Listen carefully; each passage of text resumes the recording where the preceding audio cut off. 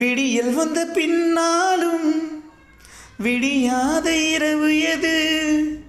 பூவாசம் வீசும் உந்தன் கூந்தலடி. இவ்வுலகம் இருண்ட பின்னும் இருளாத பாகம் எது?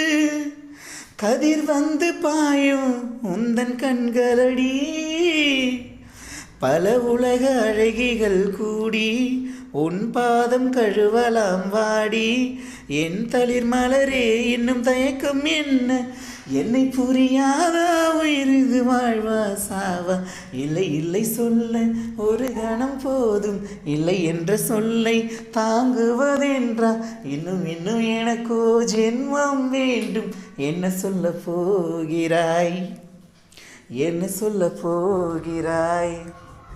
சந்தன தென்றலை ஜன்னல்கள் கண்டித்தல் நியாயமா?